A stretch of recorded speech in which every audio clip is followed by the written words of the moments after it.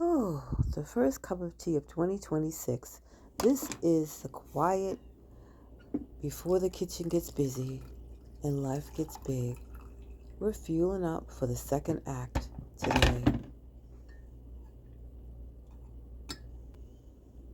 Okay, let's get those greens going now.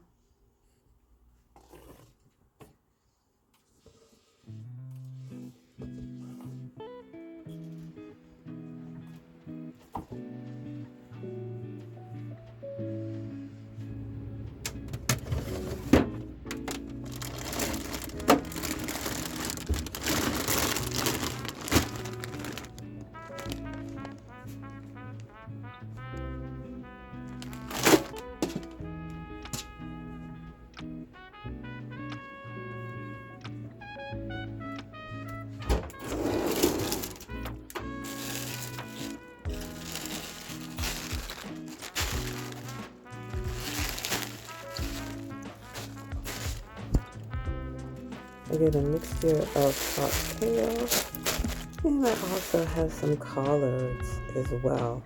I'm going to cut those up, but first let me start on my onions.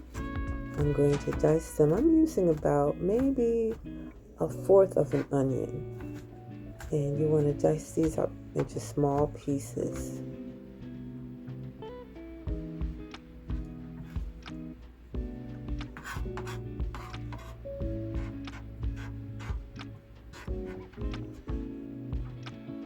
Now I'm going to go ahead and rinse these bad boys off.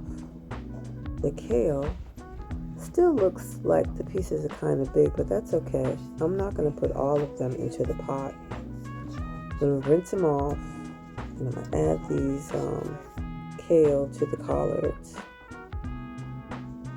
So let me go ahead and get that done right now. I'm going to let them sit here while I get everything else ready for the crock pot. Got a half clove of garlic, and I'm going to cut this up really fine and add it to the onion.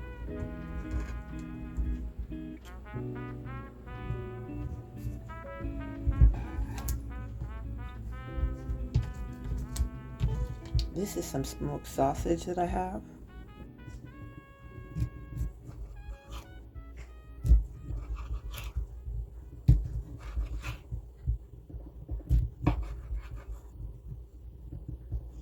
Since it's a small crock pot, I'm going to be using only a little bit. This is like about a quarter of the length that I'm using. Just cutting them into small pieces. This is to give it that smoky flavor. I could probably add some of this to the crock pot directly. As you can see, I'm now cutting up some smoked sausage. I'm telling you, ham hocks this time of year are getting ridiculous. I mean, food prices are over the top.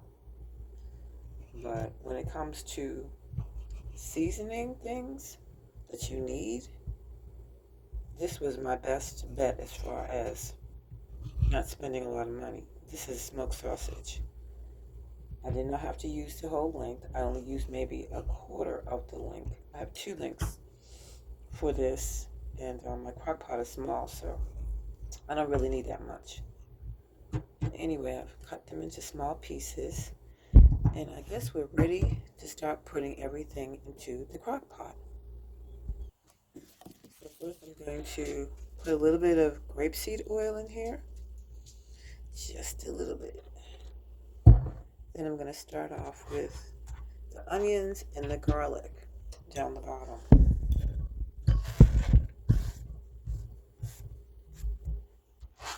Next, I'm going to go ahead and put in my sausage. I'm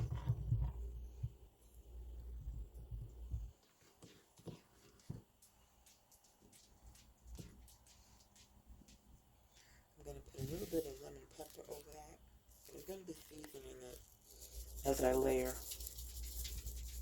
So I have my kale,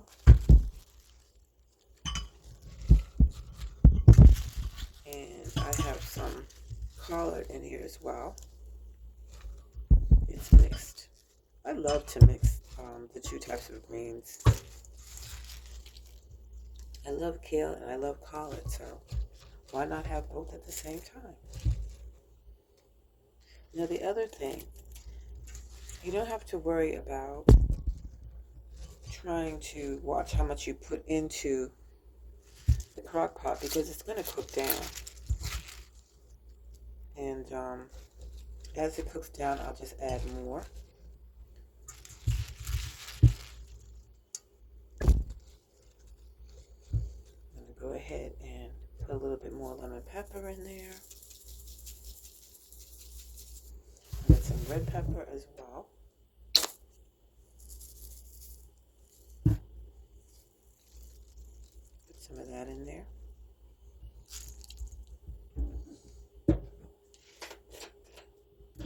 I don't have any kosher salt. I'm surprised. I used up all my kosher salt, but it did last a long time. But I do have a little bit of pink salt, so I'll put some of that in there. Just a smidgen.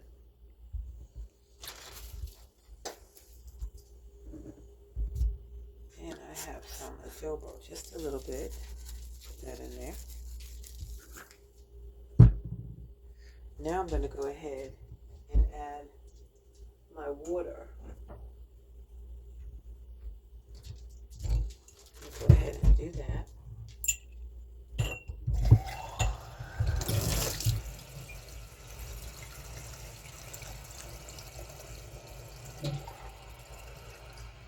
This is one less thing that you have to watch during the day. Just put it on and let it cook. Now I'm going to put it on low because I'm not in a hurry, number one. And it's at 12 o'clock in the afternoon, so it'll be done by the time I finish the rest of my dinner. Alright, so make sure you have enough water in here. And I'm also going to add a bouillon cube. So let me go ahead and get that out.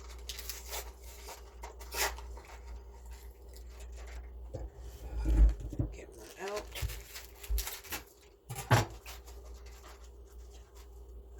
I should say bouillon pack.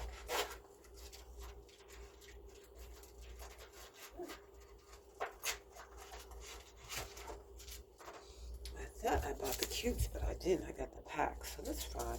I'm just gonna pour some in here. And this is to give it some flavor as well. And I'll save the rest for when I put the rest of the greens in.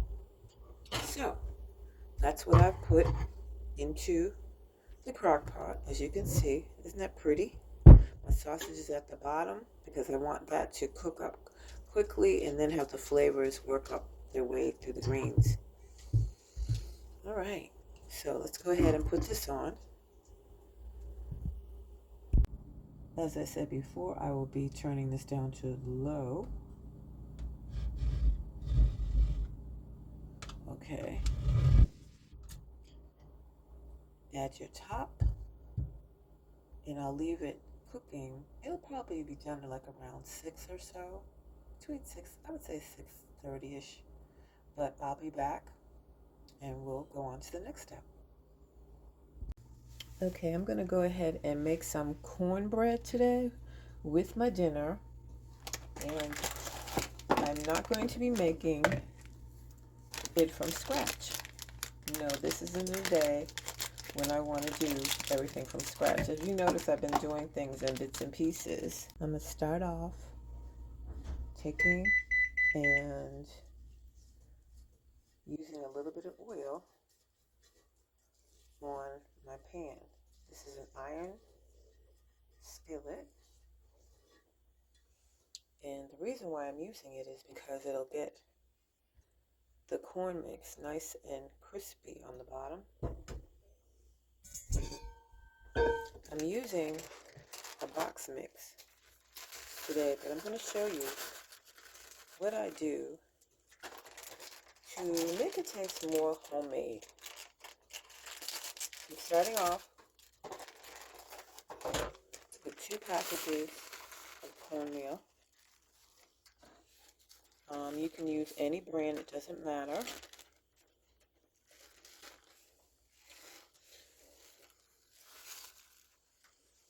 Next, I'm going to use, to that, I'm going to add some baking powder. I have 2 boxes, and I would normally put a teaspoon for each of them. So then the box calls for 1 egg. Well, since I have 2 boxes, I would normally use 2 eggs, but I'm going to vamp it up a little bit. And I'm going to use 4.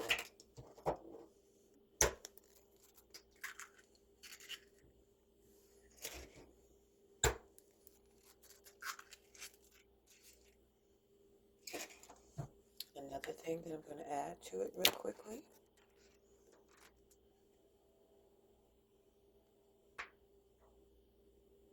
is some honey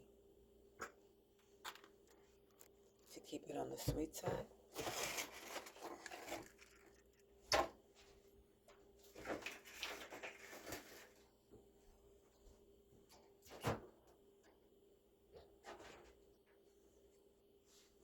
Last but not least, I'm going to be putting my milk in. But first, I'm going to stir this up a little bit.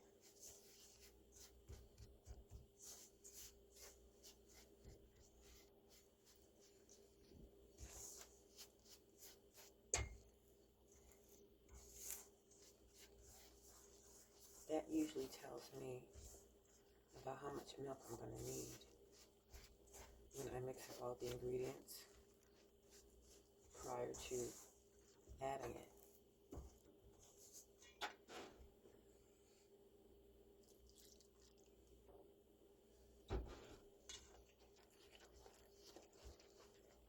Now, as I said, and I say it on my shows all the time, I am an intuitive type of cook. I'm not recipe driven.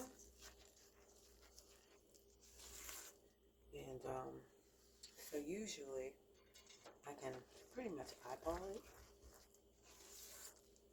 After you've been doing it a while, you get used to it. And you're not prone to using, measuring, utensils for everything. Make sure that this is stirred up really well. In the meantime, I'm going to take my pan and I'm going to put it in the oven to let it warm up for a few minutes. So I think it's probably enough milk. I need to mix this up really well.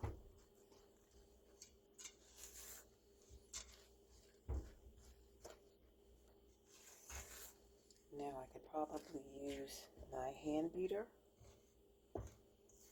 my electric one, which I think I might use just to make this nice and smooth.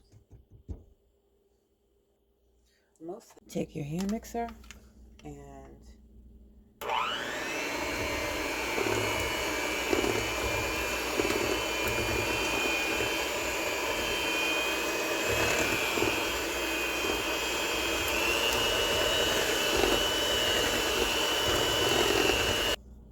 now I'm going to go ahead and put it in the pan like this.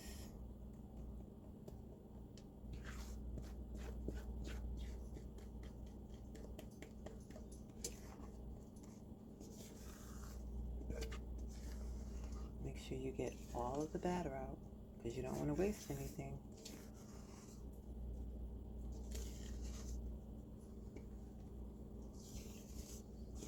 As much as you can.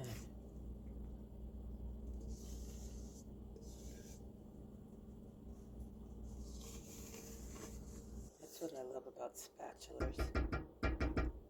Okay. And now I'm going to put it into my oven.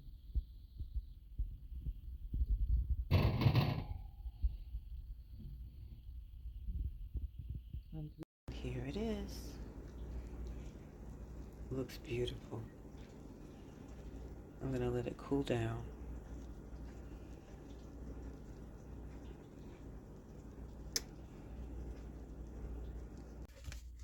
So now we're going to get ready for our pork chops, which is the main event of the day.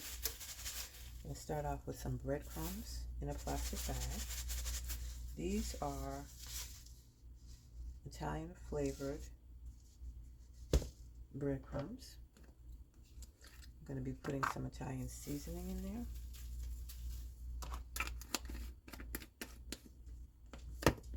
I've got a little bit of salt. I'm using pink salt because I don't have any more kosher salt. Just a pinch or two. I've got some adobo.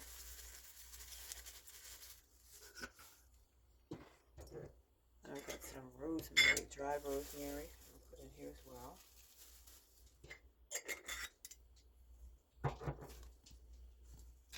And some lemon pepper.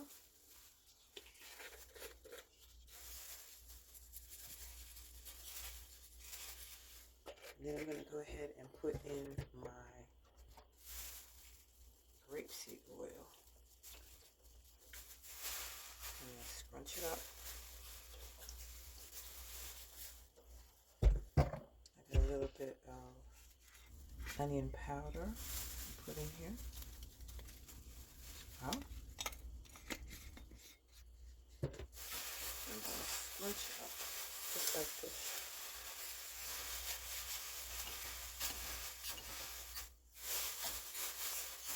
And when it finishes, when I finish scrunching it up, this is what it will look on the inside.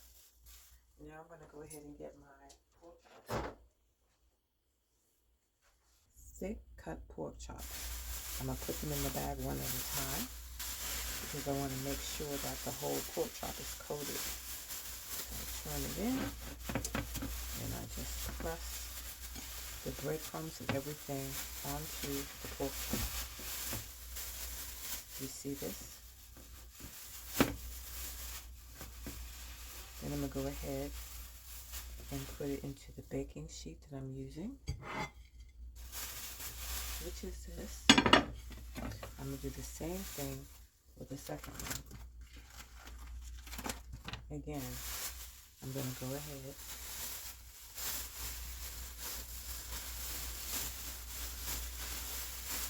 put it inside the bag.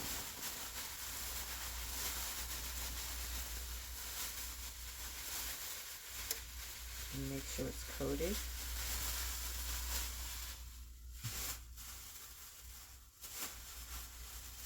And put it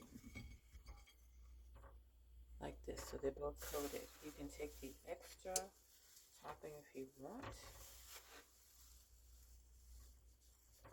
and put it, and you can turn it over and put it on the other side some more if you want. This is basically going to make it crispier. But you don't want to waste anything if you don't have to. So just pack it on there like this. Lemon pepper on it because I love lemon pepper. But you don't have to. And a little bit more oil. Just a little. Just a little. And go ahead and put it in a 350-degree oven. Once they're brown, I'm going to turn them over.